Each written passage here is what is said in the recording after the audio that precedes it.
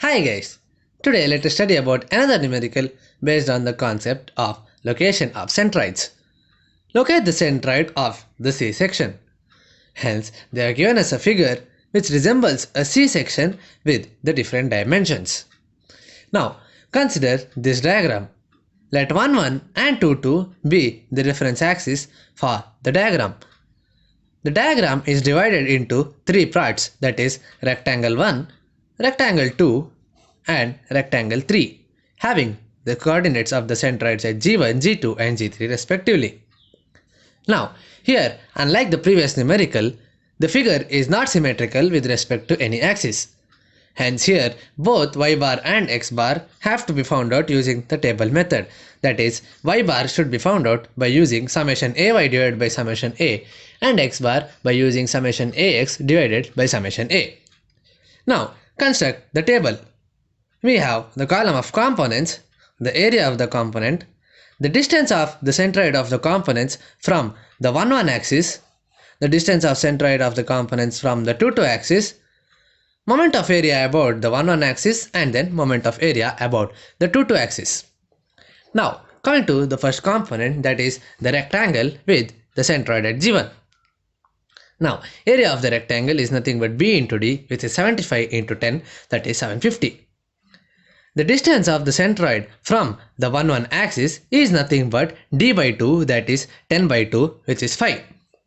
Now, the distance of the centroid from the 2, 2 axis is nothing but 75, that is d divided by 2, which will be 37.5. Hence, the moment of area about 1, 1 will be ay, that is 750, into y, that is the distance of centroid from 1, 1, that is 750 into 5, which will be 3750. Similarly, moment of area about 2, 2 will be a into x, that is 750 into 37.5, which will be 28125. Now, moving on to the next component, that is the G2 rectangle. Hence, the area is nothing but b into d, that is 128 into the width 10, which will be 1280.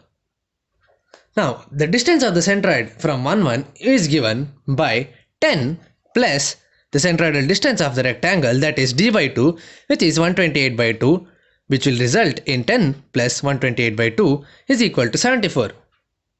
Now, distance of centroid from the 2, 2 axis is given by d by 2, as this is adjacent to the 2, 2 axis, and hence d by 2 means 10 by 2, which is 5. Therefore, ay will be 1280 into 74, that is 94720. Similarly, ax will be 1280 into 5, that is 6400. Now coming to the rectangle 3 with the centroid G3. The area is nothing but 60 into 12, that is 720. The centroid with respect to the 1, 1 axis is given by the whole distance 150 minus d by 2, that is 12 by 2. This will give us 144. Also, the centroid distance can be found out by 10 plus 128, that is 138, plus 12 by 2, which will also result in 144. Now, the distance of the centroid from the 2, 2 axis is given by d by 2, that is 60 by 2, which will be 30. Hence, now we have ay is equal to 720 into 144, that is 103680. Similarly, we have ax, that is 720 into 30, which will be 21600. Now, summing up all the values, we have summation of a to be 750 plus 1280 plus 720, that is 2750. Summation ay will be 202150 and summation ax will be 56125.